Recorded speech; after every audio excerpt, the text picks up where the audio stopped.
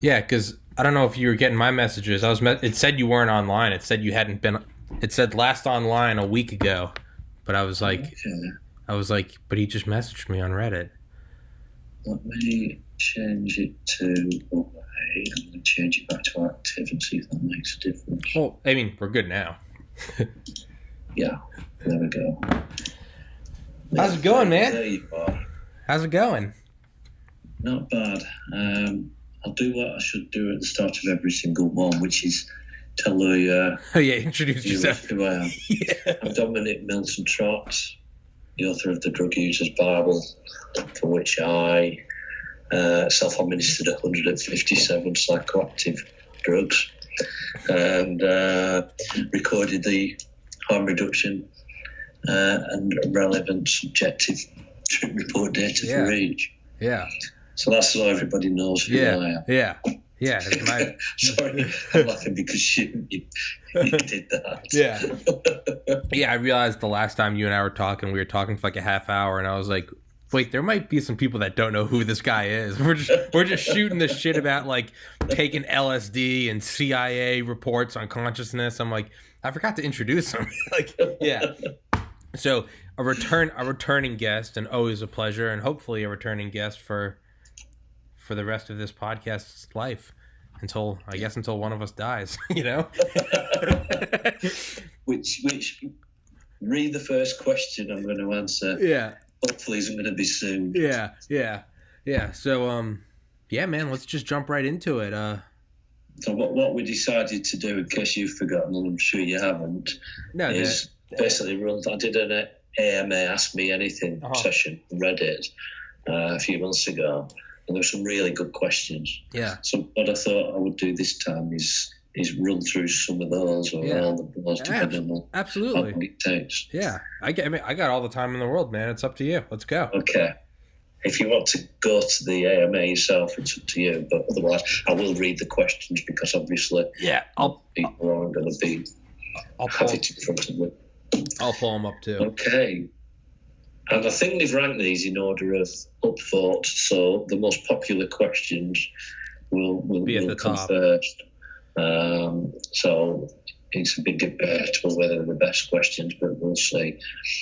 Okay, question one. Have any of the drugs you have taken given you lasting negative effect, like memory loss, bright light fright, concentration difficulties? If so, which ones? I'm quite sure what bright light fright is, but I answered that. I'll answer it. I won't read. I got 141 upvotes for the answer, but I don't think it's that good, so I'll just read it again. I'm probably not the best person to answer that. Any lasting negative memory loss. I mean, what have I got to compare my memory loss with? That's true. You can't. Yeah, I can't do that. I don't know what my memory would have been like. Exactly. It's like if the CIA ever mastered brain control, we wouldn't know it, right? You wouldn't know. It's impossible. And, am I a gibbering idiot? Well, I don't know. Yeah. What I can say is, physically, I'm fine. Mm-hmm. I had my 5 year in the UK. We have every 5 years we can have a health check, a free health check on the NHS, and I've just had that, and I came out and had my blood tested, and they did an enormous number of tests on the blood, and everything came out perfect. Mm-hmm. And the doctor said I was, quote, very healthy. Very healthy. He didn't say for my age. I'll just take that. I forgot to say that. I'll just take it there. Yeah. So physically, I'm fine, but the mental side of it is just totally impossible for me to. I mean, I don't notice that I forget anything. I don't have any confusion that I'm aware of. I think I'm reasonably articulate, better at writing, obviously, than speaking. Yeah. So I don't think there's been any permanent long-term damage from all these 157 drugs. Indeed, we've waxed lyrical, and you've joined me. You're guilty too, about the benefits of certain psychedelics. Yeah. In terms of widening perspective and providing alternative points of view. So that's changed me, and it's changed me permanently as an individual. But I think that's for the better. Yeah. In terms of what this guy was probably wanting to get to, no, I really don't think that there's been any negative effects. Certainly none that I'm aware of, or none that I can quantify. So that's all good and reasonable. Yeah, I pulled up the AMA. So for that question though, has anyone close in your life noted any changes? No. Wife, kids, family? No, I mean, my family weren't, we've covered this before, weren't exactly delighted when I embarked upon this exercise. Not many people are. They're, what are you doing? You're eating mushrooms that grow on cow shit? And you're like, hold on. It's like, people don't want to generally. They're interested in drugs, don't want to believe anything that is, there's a sensible, sound reason for doing this. That this isn't real. But, kids want the parents to be grey and invisible and not on the radar. So they were never going to be, oh, look, Dad he's good. He's going to be known for this. What are people going to think? No, I don't think, I've changed in terms of family and anything that is really noticeable again, other than my perspectives have changed. I think, and the other thing is, obviously I'm 10 years older now than I was when I started the book, so obviously there'll be some deterioration in some mental capability, maybe, I don't know, but that's and physical capability, but I'm not generally aware of any problems, and I don't think nobody's commented. Well, you're not the guy you used to be. That's not okay. Thank goodness. Yeah. So the answer is he's not completely fine as far as I'm aware. Yeah, and any changes probably couldn't be separated from just the aging process of 10 years. That's correct. I can't really. I can't objectively measure. You can't separate it. Yeah. I've got nothing to measure it against. Got no comparator at all. Got no control variable. Yeah, I'm 29. I'm definitely, not as youthful as I was at 19. No. But you can't judge it and be like drugs. Yeah, exactly. Yeah, was it drugs or was it just 10? Can't say that. Yeah, was it just 10 years of aging? So. That's right. Yeah. Okay, the next guy. Yep. This question, guy or girl. New Reddit, same taste. Are there any that you regularly experience intense cravings for? Which was the hardest to resist going too far with? The second part of his question was, where do you stand on legalization of different types of drugs? Are there any you did not feel? Are there any you did? You did, there you go. Are you any you did that you feel strongly should be illegal? That was from. But they're completely different questions, so I'll answer them separately. Yeah, I was gonna say the guy who submitted that. The first guy was Pedro Peller, and the next guy is New Reddit, same taste. So credit to them. 54 uploads. Yeah. Woo. And my response. I said methamphetamine, crystal meth, involved most intense cravings and was the hardest to resist. Now, that's true. I like speed, which is related to it. And speed is very... Who doesn't like very boorish. Who doesn't like a come up, man? Who doesn't like to feel like you can do anything? Yeah. That's right. It's a really nice... Whilst you're under the influence, it's nice. Yeah. Methamphetamine... is like speed, but there seems to be a deeper, probably a more dopamine-rich edge to it. So it's a more fundamental effect on your drive and your sort of basic survival instincts, and that seems to be more powerful. And I found I had 100 milligrams. And I wasn't really going to take all of that because it's quite a lot. But I did because I thought about being 10 milligram live. Yeah. 50, 60, but of course that went by the by. But what I've done, and it gets something I've referenced several times, is I've made sure I only had available the absolute maximum. Yes. I was going to consume, and that's absolutely vital with a drug like methamphetamine. Yeah. Because there's absolutely no doubt whatsoever, I'd had 200 milligrams, I would have carried on. I did. If I had 300, 500, I would have carried on snorting this stuff. Because I didn't want it to stop. Yeah, we talked about that. That's different to waking up in the morning and thinking, oh, that was great, I want some more.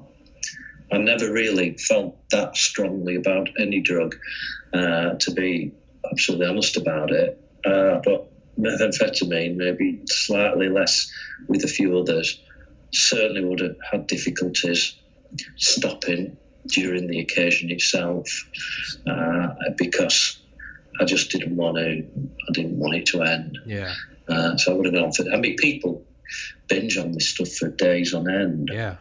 It's a chemsex drug. Yeah. So, that we've covered this before. It's methamphetamine and sex are sort of two highly pleasurable pursuits, and mixing them together is sort of catapulting both of them.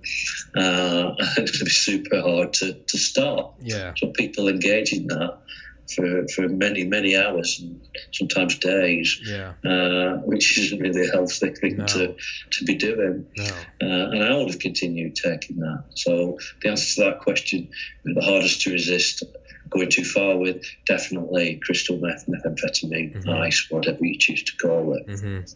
Yeah. So watch out with those and do what I did. Yeah. If you're really going to take crystal meth or probably even amphetamine or any stimulants of that nature, only have available.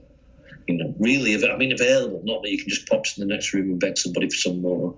Only have available what you're prepared to take on that session, and research that hard so you know what the appropriate maximum is for you. That's a really serious piece of harm reduction advice. With second part of his question, legalisation. Quote myself regarding your second question. Take a look around and see the misery, pain and death across the world, and then tell me that after 50 years of a brutal drug war, prohibition works. I think drugs should be legal and regulated to ensure quality of supply, hand in hand with a real awareness and education programme. People don't overdose or become addicted intentionally. They make mistakes, usually caused by ignorance and lack of education. And then I've said this a lot of times, ideally my book shouldn't be necessary. It's trying to paper the cracks caused by a counterproductive and anti-human drug policy. The whole arena is hypocritical as it stands. And I think I forgot to mention earlier when we were talking about the impact of drugs on my mental and physical health was let's assume that I hadn't had all these drugs. 157, I had quite a lot of them 2 or 3 times because there's different modes of administration. You can, certain stims you can eat, oral, you can snort, you can inhale. So I tended to experiment with various forms of administration. I had some of them I'd go through on set, not the ones that had caused me a binging issue, but others I'd procure a supply and I'd take it over a long period. Come back to it again. Certain botanical teas, for instance, and cannabis. Every time I go to Amsterdam, I go and avail myself of some coffee and cannabis. Yeah. Not really the coffee. So you're talking many hundreds, possibly thousands of occasions on which I've consumed drugs. Now swap that round for alcohol. Let's say I'd had an effective dose of alcohol on each of those occasions. What impact would that have had on me, my mental capacity, and on my body? It would have been far, far worse. Yeah. Vast majority of the drugs in the book are more benign and less toxic than alcohol. Yeah, it's... So if you're talking potential for damage and harm, self-harm, a lot stronger for the alcohol than the average drug. So it's that's something that's not often stated, but it's actually, in fact, alcohol is a hard drug, and had I had it on all those occasions, who knows what state I would be in. Yeah, certainly if I'd have had an effective sort of proper dose that I've tried to target for the other drugs, it would be a lot heavier, possibly damaged liver, kidney, who knows what. So that's a factor, but that's related to this question about the drug war. Alcohol is legal. Yeah, here I am stating categorically that, in my opinion, I would be less healthy, less mentally astute had I been drinking on all those occasions rather than self-administering drugs across the entire spectrum. Yeah. I did. This is the world we live in. I can drink as much as I want, as often as I want, and yet I can't smoke a benign, non-toxic plant that's going to relax me and generally make me feel generally more kind of disposition to the world. Alcohol, which makes a lot of people angry, and that's it. Yeah. So, the war on drugs. I think drugs should be legal, all of them. I think education that should be the money they're spending on prohibiting the use of drugs should all be spent on education so that people understand what they're doing with the drugs, what the doses are, what the honest risks are, the truth, not the propaganda. That's what I actually believe. Yeah, it's next question. Well, I was gonna say, it's like what Joe Rogan said. He was like, "Can you imagine if someone discovered alcohol yesterday and they tried to, and it got out into society today? That would never be legal." He'd be like, there'd be news stories. It'd be like, people are drinking this flammable liquid, and that's right. They're fighting. They're crashing cars. It would be weeks across most civilizations. Yeah, that shadow of a doubt. Yeah, but it's not. It's in the corporate profit chain. Yeah, and so it's legal. Yeah. I'd say make it illegal, but what I'm saying is make all drugs. Yeah. I mean, one of the benefits of making all drugs legal and educating the population would be less alcohol damage. Yeah. Fewer people would drink. Yeah. If some more benign chemicals or plants were made available, a lot of people who drink wouldn't drink. They would choose to engage other intoxications or psychoactive sessions without a shadow of a doubt. So the problem of society would actually reduce. And that's not just in terms of personal physical health, but in terms of social disruption and social misbehaviour. Yeah, you're going to get people fighting in pubs or the stuff that does go on because they'd probably be chilling out in a coffee shop or similar instead. Or sitting on a hill, sitting in a grassy field, eating mushrooms, playing the bongos.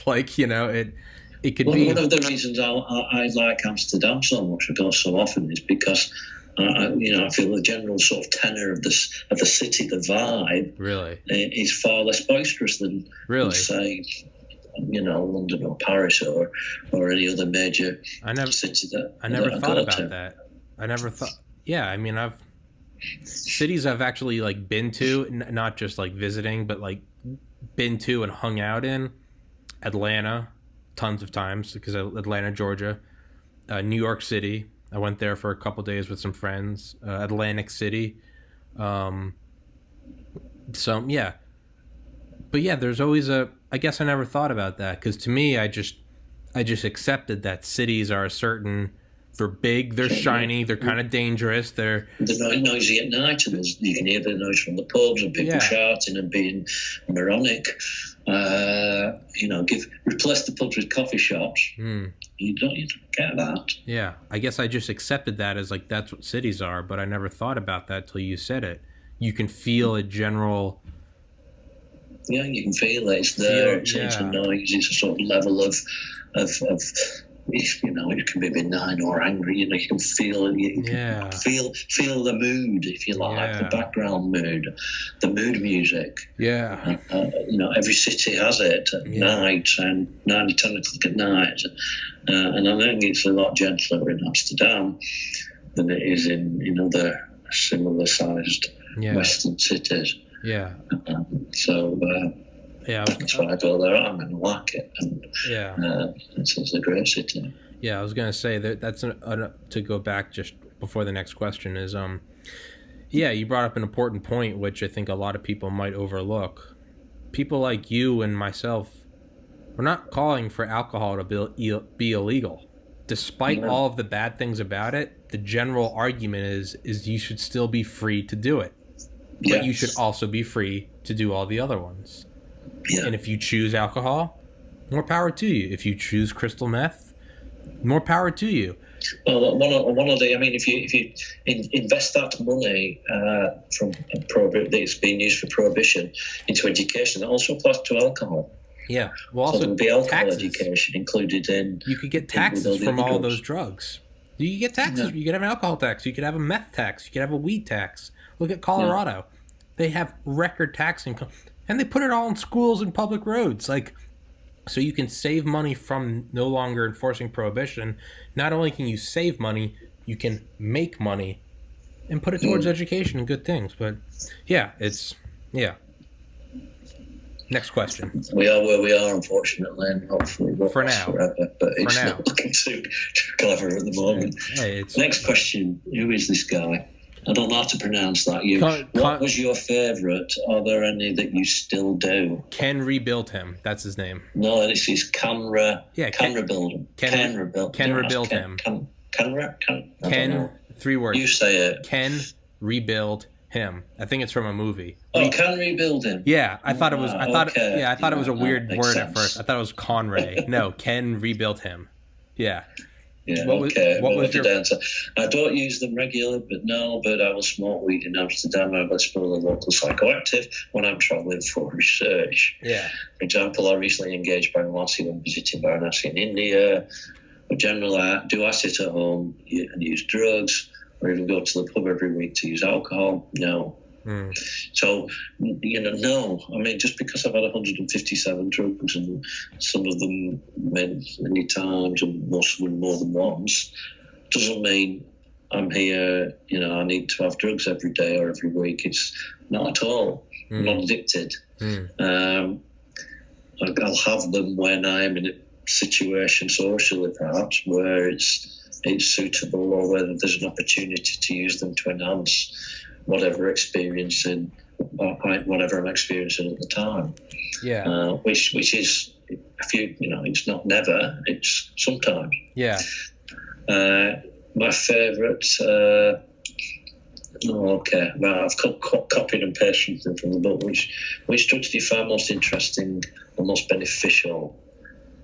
I won't labour this. Psychedelics, for all the reasons we've discussed in previous podcasts, and I've listed ayahuasca, 1P-LSD, San Pedro, cactus, mushrooms, and DMT. Which drugs have you enjoyed most recreationally? Physical stimulation and high amphetamine. Yeah, it comes at a cost. Again, it's one of these you're borrowing from tomorrow. Yes, one of the reasons I don't sit here having amphetamine. Yeah, you're borrowing happiness from tomorrow. It's great while you're doing it, but then you've gone down and you pay it back with interest. Yeah. And you get to a certain stage where you sign on for the full extent of the experience, not really wanting to do that anymore. But forgetting the negatives, I have enjoyed amphetamine and meth a lot. I put a drug called ephenidine, which is it's like ketamine, only you eat it. Okay. Ketamine is a dissociative, which people who I always thought, when I was totally ignorant of drugs, my impression was, it must be a sedative because it's used as for horses, to sedate horses. Yeah. So therefore it's a sedative. Well, it's not. It's a physical sedative, but it sort of takes your mind away from your body, if you like, and everything's a bit weird and off key and strange, and you feel sort of quite nice. Yeah. And go into yourself and contemplation. So low doses, I really enjoyed it. Affinity, because it lasts for hours. The problem with ketamine, the different features of ketamine is that it's short listing. You snort it and it lasts for 40 minutes. Yeah. And then it sort of ebbs away, whereas phenidine, but it takes 2 hours to start. So again, it's not something that I would regularly do. Yeah. Other drugs I mentioned as enjoyable recreation, cannabis and kava. Kava is a root from Polynesia and that sort of part of the world. Yeah, kava. Kava, and ironically enough, it's legal in America, in the US, and there are a few kava bars and dotted around on the West Coast. Yeah, the West Coast. Mm-hmm. Certainly, maybe elsewhere. Well, you can buy it in stores. Yeah, you drink it, and it's like alcohol in that there's it's sedative intoxication, but it's not got the bad effects of alcohol. It never felt like that to me. Yeah. That I wasn't confused. I had a clarity. Didn't have a hangover in the morning. So I felt that was quite pleasant. Methadone I mentioned as well, which was a short-acting stimulant that was popular over here probably 15, 20 years ago. What was the best drug for chemsex? Okay. And who was... Oh, it's the same guy. Same guy? Okay, sorry. Yeah. I've sort of... This is a sub-question that I've introduced. Yeah. Depends on the sort of vibe that you're looking for. Cannabis, you get lost in the moment. For carnal, never-ending lust, methamphetamine. Yeah. For tactical sensitivity and change of headspace, and low doses of certain psychedelics and MDMA. But I've reinforced everything that I previously said on this, that there are drawbacks in terms of potential impact on long-term relationships, and the importance of agreeing this if it's with a partner in advance. Yes, so both parties, all parties are aware of what's going on. Yeah, I was in my experience in relationships, I always found that stimulants, even something as simple as caffeine, that is, you're just turning up the dial on pleasure. In my experience, could be different for everyone. And with marijuana, I found I got lost. You kind of get lost, but for me, it enhanced the not necessarily sex so much as during sex. It was enhancement of love, and it was very it's less you're more so trying to please your partner. It's you love them. I mean, I've never had it not in a relationship, but I found it was much more like deep romantic love. It was, at any minute you could have stopped having sex and just held hands and it still would have been just as good. Whereas with stimulants, it's more so just go, and you can never stop. Yeah, you've never stopped, and you can reach levels of euphoria. But to me, they're different. They are. I mean, they are. There's absolutely no doubt these different classes of drugs do have an absolutely significant impact on enhancing sex but they're completely different ways that they affect.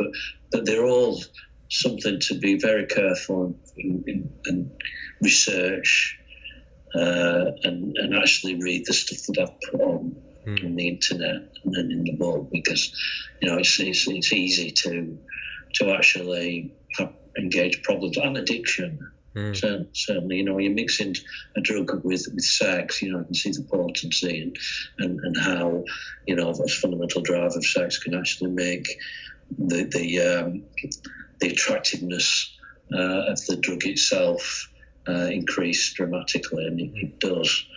People get addicted because they use it for sex, and the next thing they know, they crave the drug, and they're struggling to enjoy sex without the drug. Yeah, and it's not something to treat lightly or to laugh at. It's a serious problem.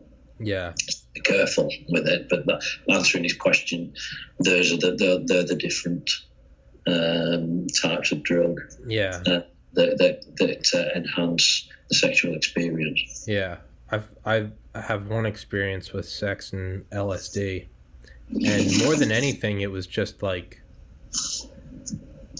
it was kind of like, it wasn't more or less enjoyable. It was just like anything on LSD. Like, you go outside and you look at the trees and the clouds, and you're just fascinated. It's very. LSD. That's very what it was. It dependent was just, upon the dose. It was a high dose. Too much, you're into the LSD. It was a high dose. So I was just. Yeah, it's not going to work. I was just all too weird. I was just fascinated. That's what it wasn't like. It was better or worse. I was fascinated, but I could have been equally fascinated just going outside and like looking at the leaves, wiggle in the sun. It was just like, oh, this is interesting. Like, wow, this is so trippy. Like, probably had too much. You're talking small doses. Yeah, no, this was because one of the attributes of in this part of reach, and one of the attributes of LSD in the chemsex field is the increased sensitivity and tactility. Yeah. And you notice you can actually feel. No, this was past that. This was just. Yeah, well, there you go. This was skin was dancing. The windows were getting bigger and smaller. The sounds were. We were both we almost kind of forgot what we were doing. We were. Again, it was a long relationship. It was someone I was in love with, so it was more of like an experience that we just laughed about. Or I think at one point we just kind of stopped because we were like. Just kind of confused. We were like, what, I think we stopped and like went and watched a movie. Like, it didn't even register that it was just sort of, it was interesting. Probably not something I would do again unless I was in another long-term relationship, but it was I did it and now I know what it's like, but nothing, to me, it was no more or less interesting than painting while on LSD. It's just all fascinating. It's sure do that, or sure go pet a dog or go play with flowers. It's all, yeah. That's my 2 cents. Yeah. Okay. Next one you can definitely hobnob. Hobnob. Hobnob. Shout out with zeros instead of O's. Shout out Hobnob. First, thank you. I am still with the planet, thankfully, after much experimentation and close calls. My favourite dissociatives are very much double edge. Is there any drug you consider 100% unusable in moderation? I haven't found one yet. However, I also realised that at least 2 of these situations were 100% luck. I survived. Follow up, have you prepared yourself for an inevitable blame people will place on you, likely unwarranted, that your advice or disclaimers are not considered? Philosophically, how do you mentally project this? Okay, two totally different questions. Yeah. So the first one is, any drug you consider unusable in moderation? Now, it depends on what you mean by unusable. All drugs can be taken in low enough doses to experience a psychoactive effect without dying. So in that respect, the answer is no. However, and we've been here before, for some drugs, for example, deliriums like datura and nutmeg, I'll question whether the benefit of fun or whatever the objective is ever worth the risk of potential harm. Is it ever enjoyable to be delirious? Now, people don't understand what delirious is. Delirium is. Delirium is not a psychedelic trip. No. Delirium is a dysphoric experience, which is usually close to death, a sign of poisoning. It's a fever dream. Yeah, it's a fever, like you're really ill, and you don't have a nice, pleasant, having a fluffy cloud dream when you're dying of some disease or illness, malaria or something, horrible sweat, and that's what it is. Yeah, it's terrible. The payload is appalling. You don't want to be there, but people do it because they think, oh, trip. No, it's not. It's an extremely high risk venture, and for what? A dysphoric hell. The subsequent physical discomfort. Oh, and the physical discomfort. Yeah, it's horrible. You're ill afterwards because you nearly killed yourself, guys. Yeah. You're gonna be ill. It's not. Headache, and that's not what you want to be. No. If you do reach the goal and survive, the goal isn't likely to be something you actually want to experience at all.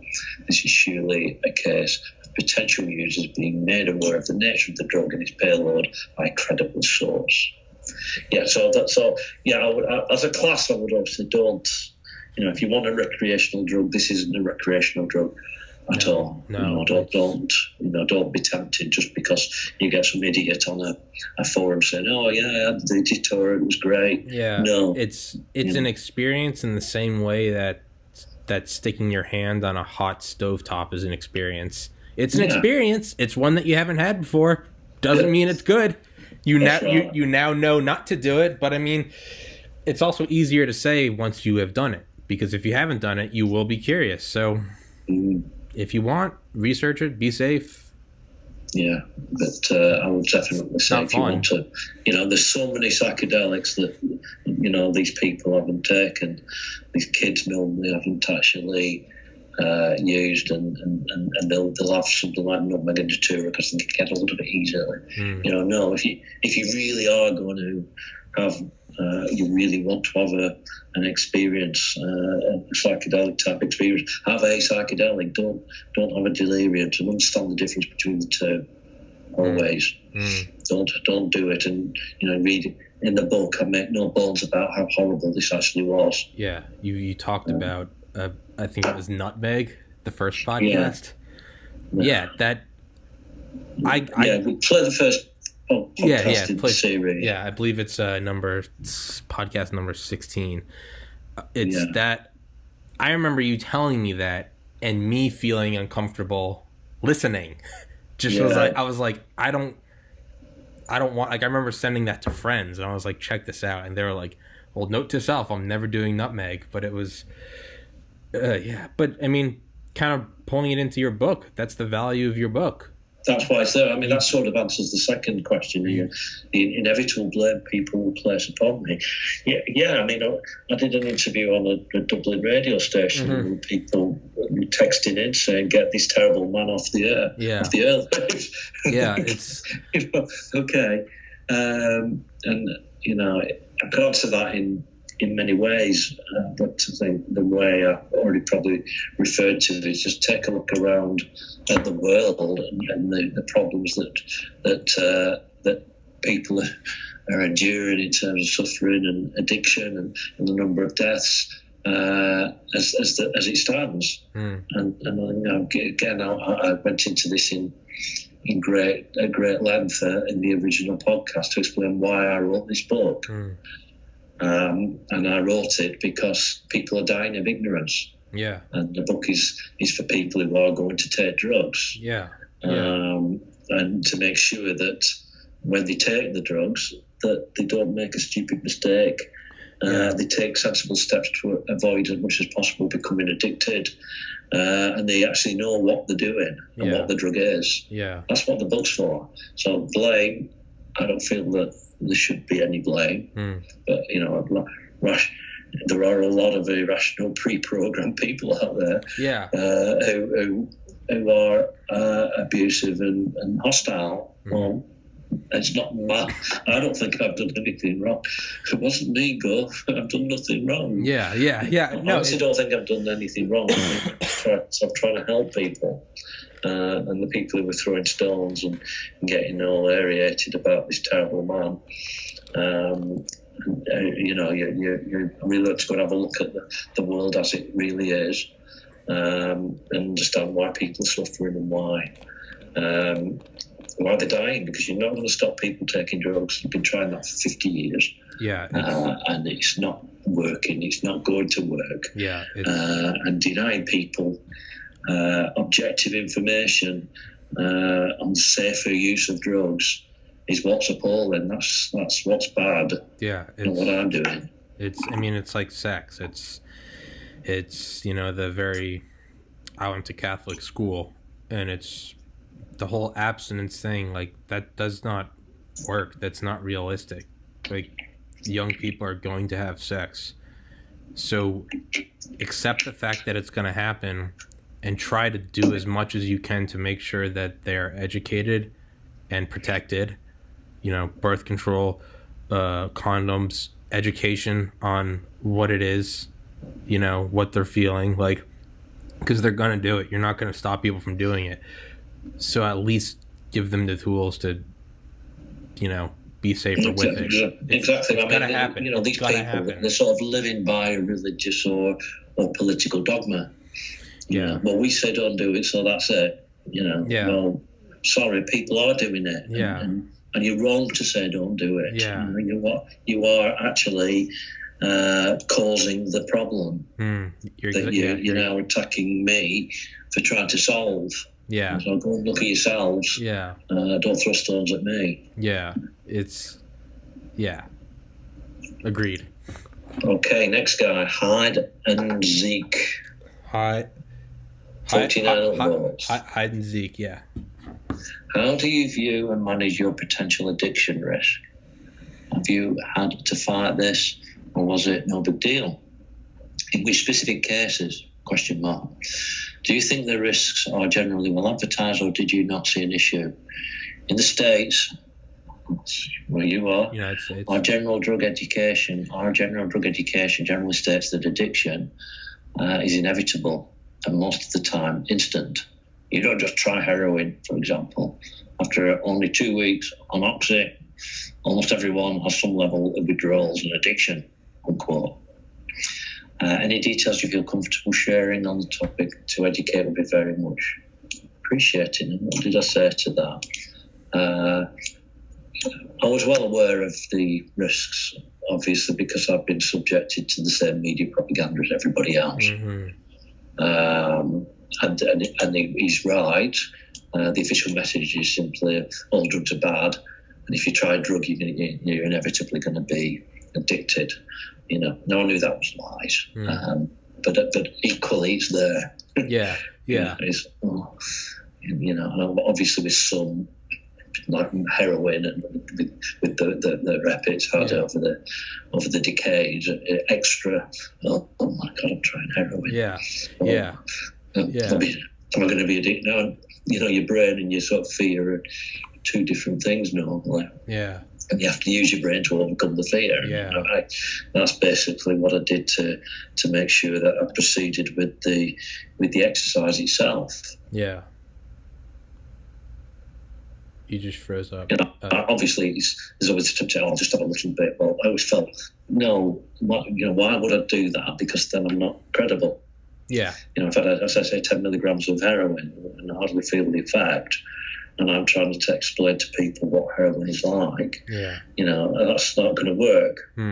So because I was doing what Terence McKenna calls effective doses, I was extra sort of nervous with these headline infamous substances. And so a lot of the information I documented drug specific and reflects the nature and tendency of the individual drugs. And I'll go on to talk about the 10 Commandments and safer drug use, which are sort of general rules if you're going to take drugs at the start of the book. And they sort of explain that, the problem with the media message and the government message saying all drugs are bad and you're going to get addicted is that it doesn't differentiate the ones that can lead to addiction quite quickly from the ones that don't. Mm-hmm.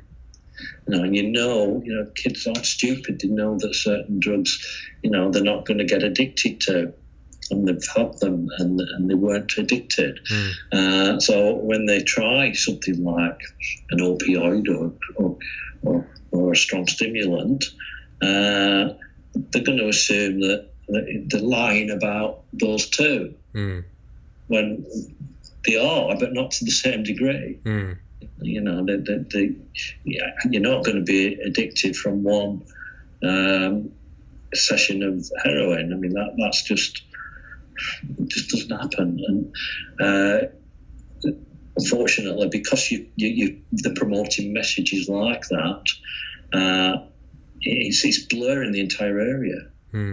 It's far better. I mean, in the book, I say, look, you know, I explain about the tendency for heroin to be addictive and similar substances. But I don't know, I sort of have the rules and sort of really, if you are going to try this, you know, do not have it again. You know, have what I said earlier, have what you intend to take, but don't have any more available, and don't touch this class of drug again for this period of time at least. Yeah. And then you're not going to get, you know, and you're going to recover from it over a period of time. You know, people who think, well, I will have it for 48 hours. That's not good enough, and you know, you've got to let it, you know, before you consider having it again. So I use a calendar to do that. If you're somebody, you know, something that is overlooked is some people have a drug of some sort regularly, but it doesn't have to be the same drug. You know, the polydrug users. I'm trying to explain to the polydrug users, it's okay if you're not going to change your own habit of having a drug every 2 or 3 days or whatever the period of time is, at least change the classification of the drug you're going to use so that you keep the opioids as far apart as you can and the stimulants as far apart as you can. You know, these are just common sense steps to try and reduce the potential for addiction. You know, providing information like that and advice like that is, in my opinion at least, far more sensible than saying, oh, you touch heroin, you're going to be addicted straight away. Well, you know, they'll look around at people they know who take heroin who aren't addicted to it and realise that they're being lied to, and all the money they've spent on education, on propaganda, whatever it is, completely wasted because it has no credibility whatsoever. So, you know, tell them the truth. But as far as I was concerned, I was, which is the question he was asking. Of course I was, you know, I'm human, I was nervous to some degree. But I was taking this for a reason within mentally at least a scientific framework in place. And I knew that I wasn't going to be addicted if I kept my marbles and kept my sensibilities. I knew I wouldn't become addicted, so therefore I could proceed. So no, I never felt like I was taking undue risk when I was doing these tests at all. Do you want to keep doing questions, or I was going to ask if can we talk about when you did heroin? Because we talk, or do you want to save that for? Well, what we can do. It's a good question. I don't know how long we've got. We've got quite a few of these left. Let's keep doing questions. We'll do heroin another episode. Okay. Or we could do heroin and then come back and do the other half at some point. It's your call. I'm kind of interested. I kind of want to hear about the heroin. Well, I'll do heroin because we've done an hour nearly. Yeah, come on. Let me use the restroom. Keep talking, Dominic. Okay, I'll keep talking. So I'm going to lock that there so I know where I'm up to. The next question was from Amstrad's apprentice. So I'm going to talk about heroin. I'll fill the time by just pointing out what I referred to, which was the 10 Commandments of safer drug use, which I've probably covered previously. But I think this is important because not everybody's going to have the book and understand that's fine. But I think it's for that reason I've produced at the start of the book something called the 10 Commandments of Safer Drug Use, and I've uploaded them for free to various parts of the internet, so you can find these quite easily and and follow these. They're not drug specific. These are general rules to apply if you're going to take any drugs. So they're not going to say, they don't explain the dose, the onset times, and the data that you actually do need if you're going to take a drug. But what they do is they give you a general framework, which generally will help put you in the right direction in terms of harm reduction. They're at the start. I don't think he's pointing the camera at me. Yeah. What? Yeah, no, it's going. It's Can you see me? Yeah. You can? Okay. Yeah. So, okay, I couldn't see. Okay, so there's 10 general rules there that sort of apply, and they start saying things like research, source carefully, test, invest in some milligram scales, just sensible things. So, regardless of whether you've got the book or not, these are free on the internet. You can get them as PDF. I've put them in a picture. I've just tried to put these out there in the drug space online, so that there's some general approaches to drug use that will actually keep more people safe. So at the very least, if you're not that interested in, you're not going to actually do some of the things that I'm pressing on you in terms of individual drugs. Yeah.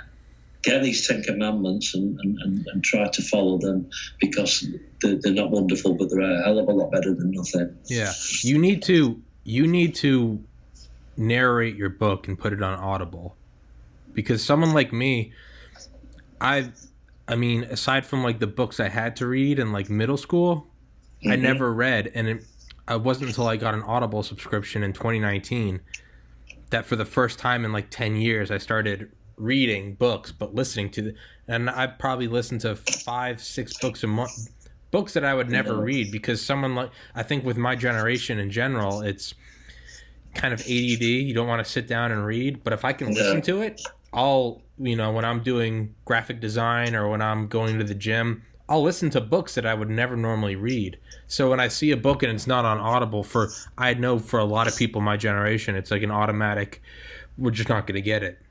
But if, especially, you have a perfect voice for it, it's really? You think I could read this book and it would absolutely be? My favorite books are the ones that are read by the authors. It doesn't matter who it is. It's just because, like, when I read it, I've listened to books before and I found out that wasn't the author, and then when I finally heard the author's voice, I was like, what the fuck?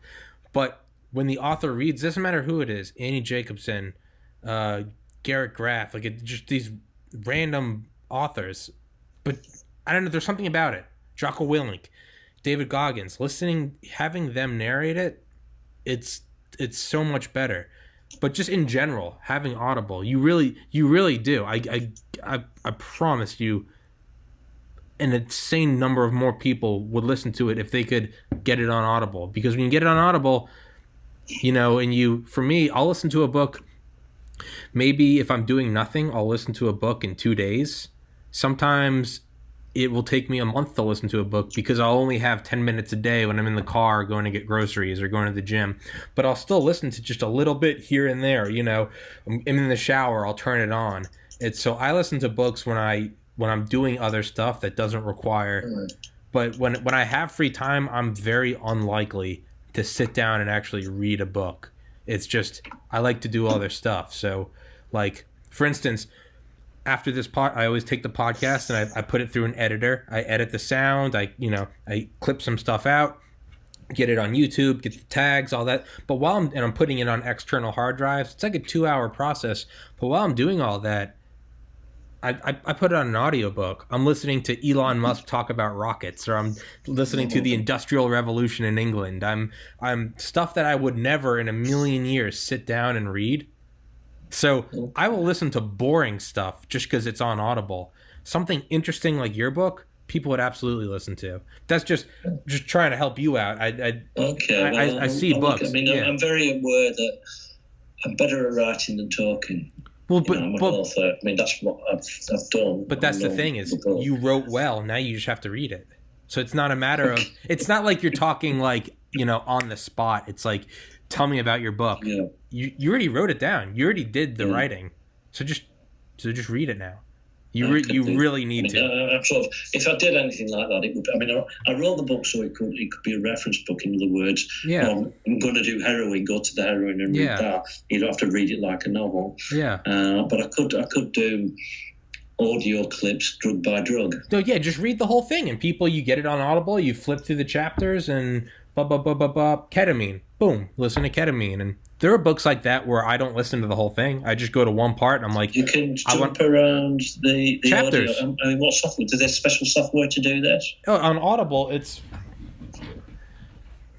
Yeah. Well, I don't understand. You could have it if you had it on YouTube. You could have a time in the thing to 2 minutes 30 seconds, and it could jump to that, something like that. With Audible, it's even easier. So. Okay, so let's see. So here is a book about Command and Control by Eric Schlosser. It's about nuclear weapons in the United States, all right? Yeah. I can go through the table of contents, and you can go through. Mine's not showing it, but you'll have titles. Right. And you push one, and then you get that audio. Yeah, so let's... Oh my God. Launch Complex 37344. Right, the idea of an atomic bomb, like so many other voice. But you go through and you're like, what do I want to listen to? So Annie Jacobson wrote about Operation Paperclip, where the Americans brought over a bunch of Nazi scientists after World War II. I'm writing this down. Audio. Yeah. You really need to.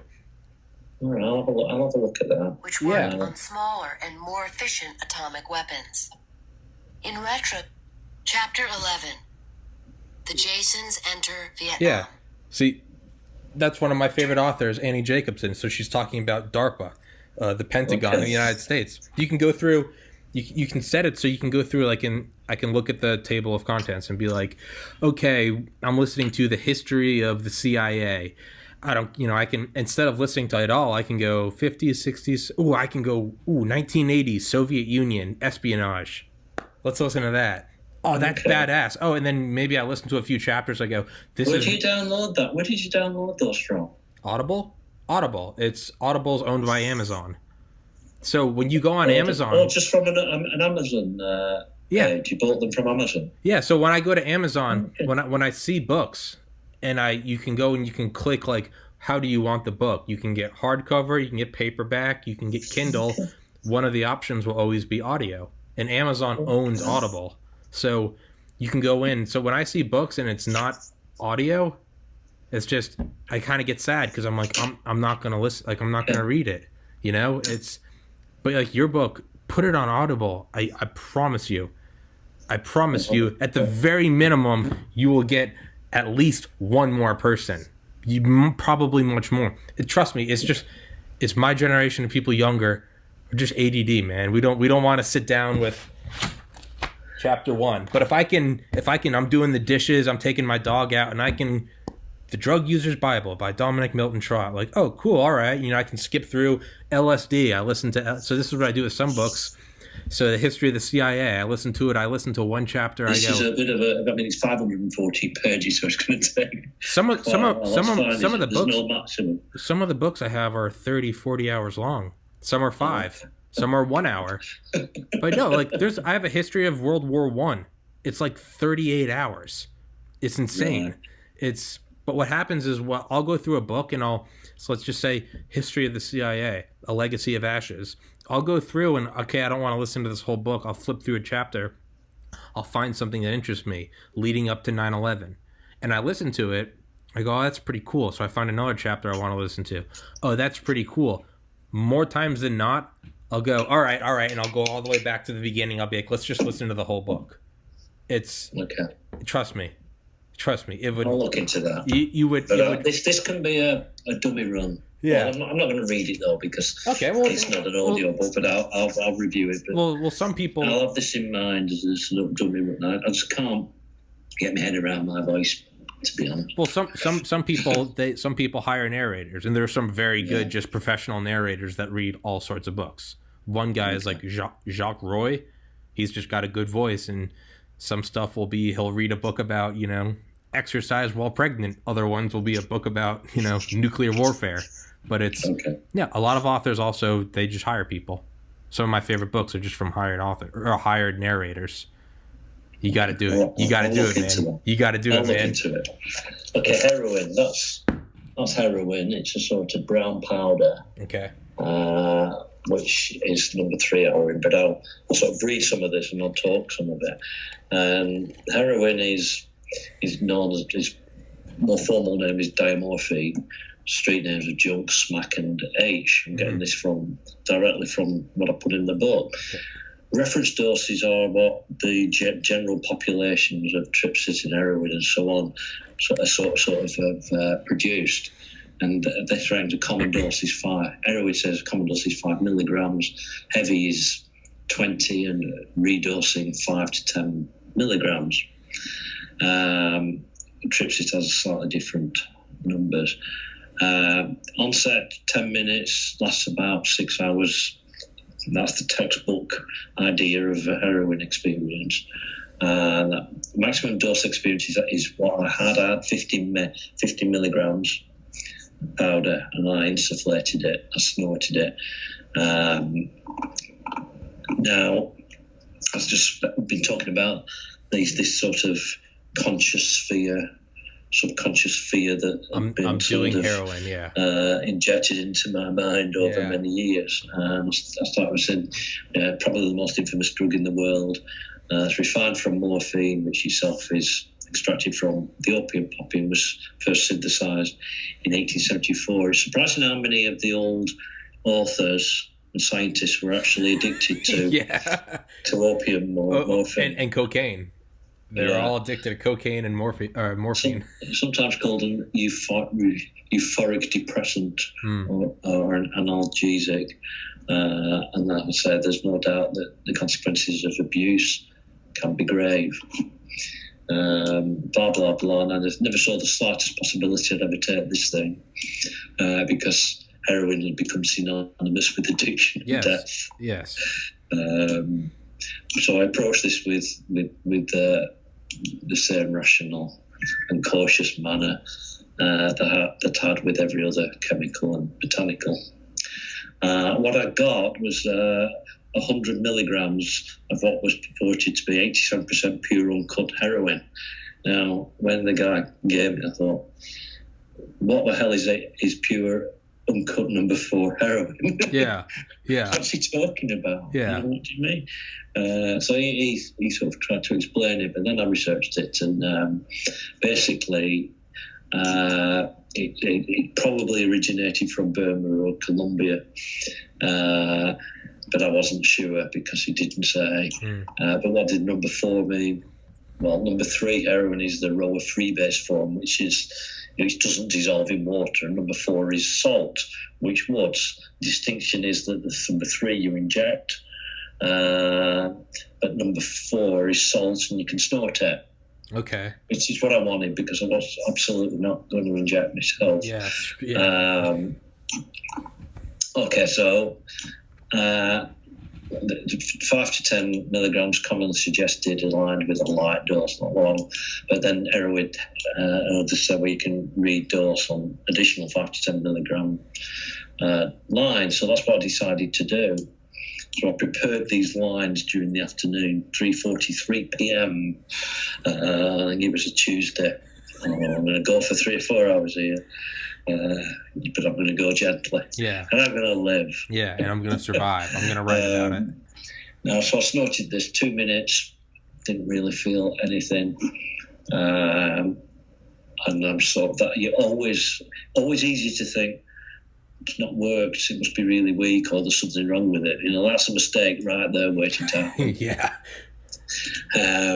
But I hadn't felt anything, so I decided to after 5 more minutes, another 10 milligrams, and then it didn't hurt to snort it. I mean, you can snort certain stimulants, and it's oh my god, And I've had that with a couple of these botanical psychedelics, Yopo, which is a seed that is sort of powdered.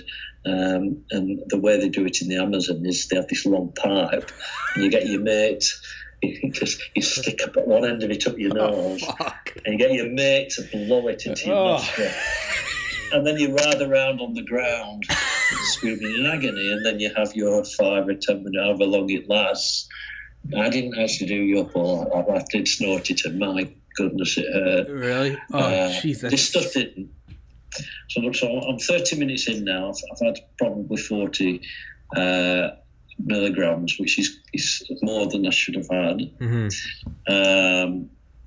But there is a clear effect so that I feel sedated and a little distant, but not sleepy. It isn't a massive high, but there's a nice light buzz. I'm fully functional, in control of myself, and comfortable with the experience. Now, the thing about opioids and heroin is I hadn't learned at this point is I'd had amphetamine before I'd had the heroin, and with stimulants you're high and you're wired and you're wow, this is so good, I feel so good and I'm energetic.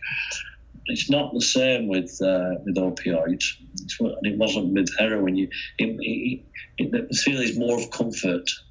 You feel happy, and all the worries and concerns that you've got in the world dissipate. So you're like in a fluffy bubble, sort of floating around. That's more the feeling. It's more this is nice, rather than great. Okay, so it's kind of almost it's a comfort bubble, like you're on a fluffy cloud, and all the stuff that's been worrying you just disappear. But do you forget that they're there, or do you just you don't care? You just don't care. You're like, it don't matter. Fuck it. Fuck it. So you don't forget. Your mental capacities. You just don't care. Are still there. So I've performed a few checks. This is 30 minutes. I've started. They're constricted. So my eyeballs have gone small. Whereas the opposite to stimulant. And the sexual, increasing sexual appetite, nothing abnormal and no real interest. But appetite, no change. I'm not really hungry.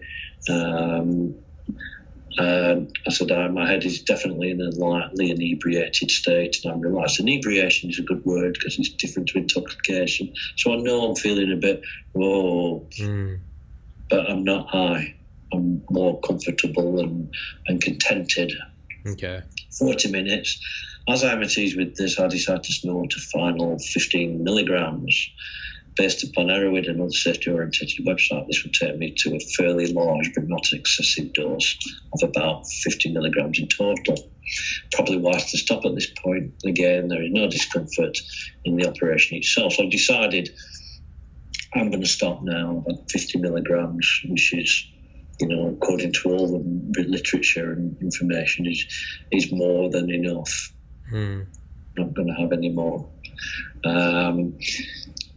So now I'm in 50 minutes, 10 minutes after that, I'm into this more deeply than previously, but the overall character of the ride appears to be set. I'm relaxed, my head's relaxed, headspace is drifty and unengaged. Physically, I feel a little numbed and analgesic.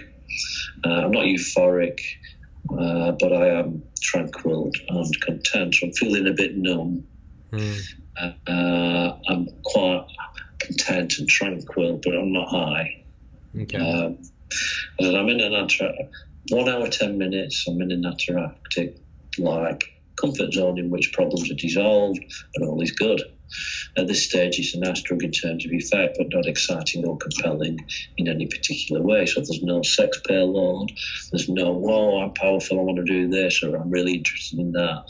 I'm just, this is really nice. Just relax. That sort of feeling. One of the effects is 1 hour, 50 minutes, so another 40 minutes after I've just said that. One of the effects mentioned in reference sources was a dry mouth. I can confirm this to be the case. I had to chat with someone for a few minutes, and this came quickly. Before this, there was no significant changes from earlier, although I now feel a little woozy with a hint of fatigue. So going on for 2 hours, my mouth started to go dry, and I've managed to engage a short conversation, and nobody's noticed that I'm completely out of my head on heroin. So that's pretty bad. And I feel a little woozy, so I'm feeling a bit, So 2.5 hours, the general characteristic hasn't changed, but the fatigue has increased, as has the grogginess. I feel like I'm suffering from motion sickness. Okay. It's not horribly uncomfortable, but it's there in the background nonetheless. Overlaying this, I'm feeling children in lag. So I'm still feeling okay, 2.5 hours, but I'm starting to feel a bit sort of woozy and sickly and a bit motion sickness, and this isn't so good. Oh, really? You start to feel this isn't a good but I'm okay. And then a meal arrives. A what? Right, somebody fetches me some food. I'm thinking, I really want this. But I think, but maybe it's a good thing. So I decided to eat this meal after 2.5 hours in. So the next report is 3 hours, 10 minutes. I got through it, meaning that I ate it with little enjoyment.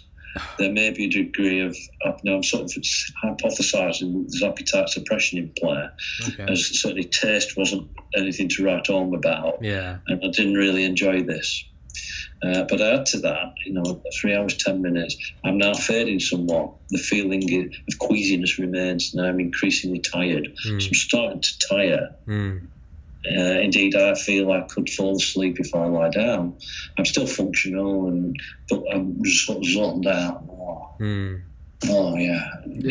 Sort of zoned out, and I'm sweating. I'm hot now. Okay. And it's not nice. And I'm sort of thinking, thank goodness I didn't have any more. Okay.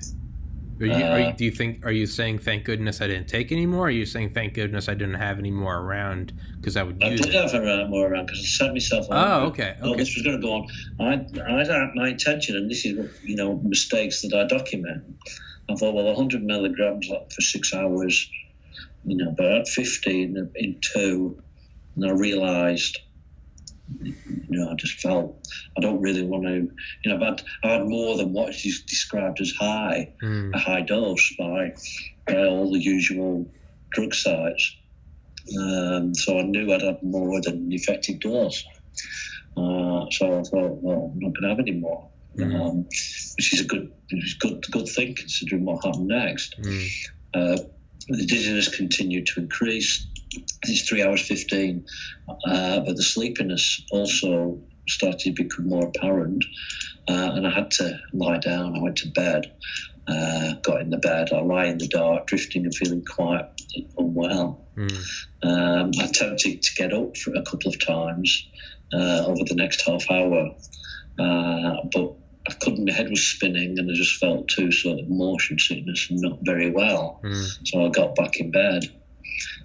However, after 35 minutes, this is 3 hours 50 minutes into the experience, I forced myself open and went back into the other room, and suddenly I felt sort of heaviness, and I felt like I was going to be sick, and I was. I sort of headed to the toilet, and I vomited. I'm not repeatedly, but I expel the most recent contents of my stomach, meaning that good meal that I had earlier was no more. Yeah. It was sitting in the bottom of the toilet. Yeah. So I think, oh gosh. So I went back to bed for 10 minutes before getting up again. And basically, I'm not in a good place at this point in time. Yeah. And so I feel like I've got motion sickness. I'm sickly. I'm tired. And I'm feeling pretty sorry for myself. So 4 hours, I begin to feel slightly better. I'm dizzy, but less intensively, and I'm somnolent, meaning still sleepy. Although I could easily have continued sleeping if I'd wished. I'm less tired, and something. Well, I really want to experience this rather than just lay in bed and sleeping. So I forced myself to get up. And I'm starting to feel a bit better now. This has taken me by surprise.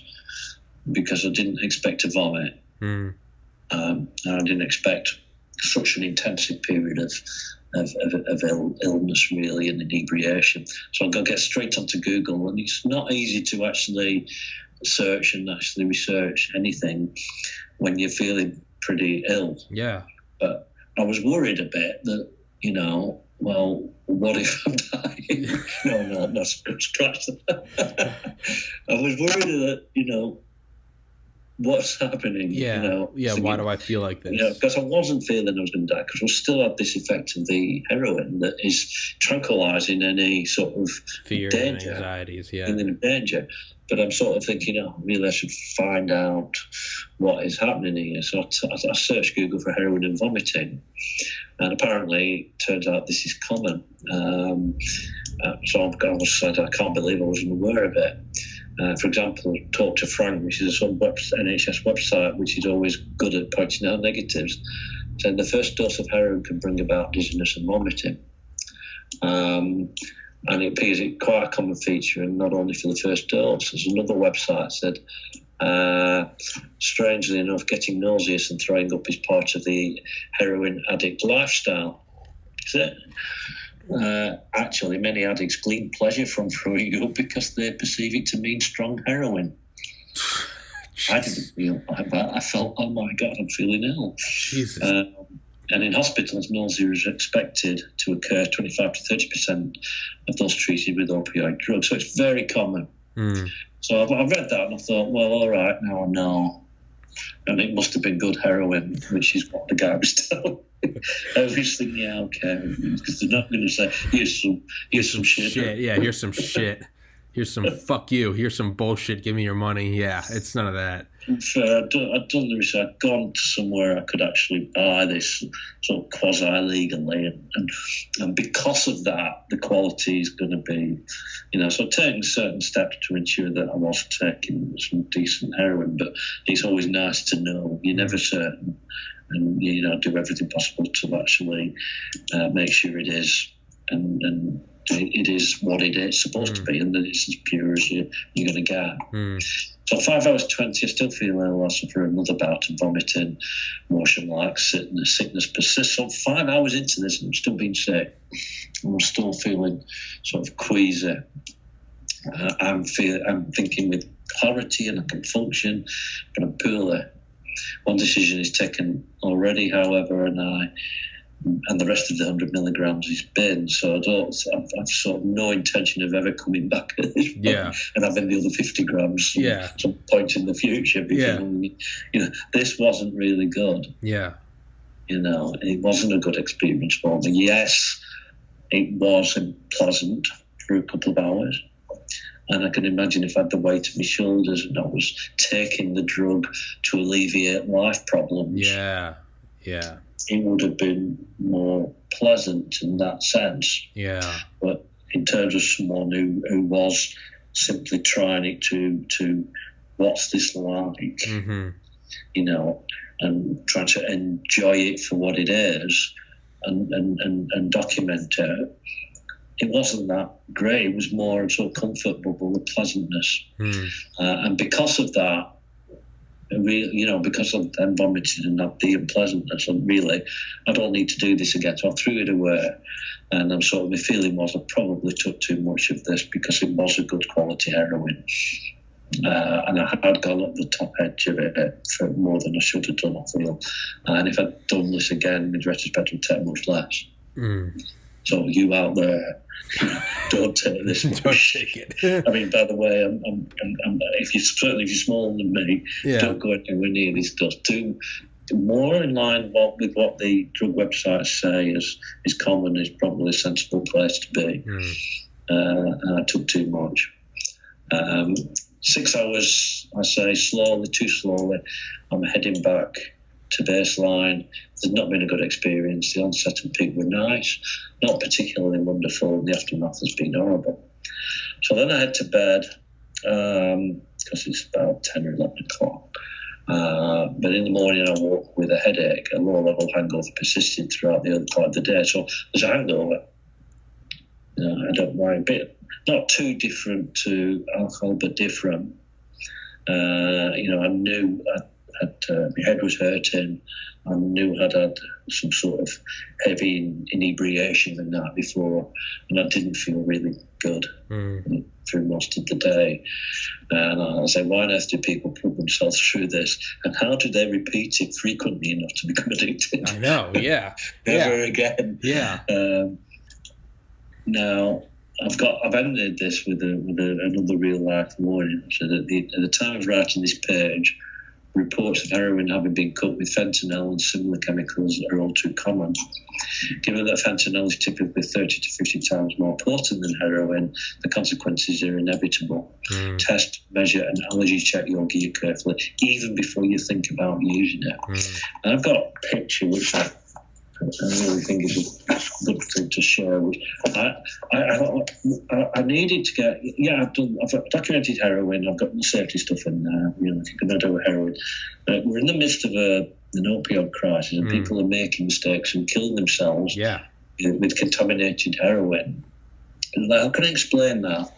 I found this picture on the DEA website. It's the American Drug Agency in the United States.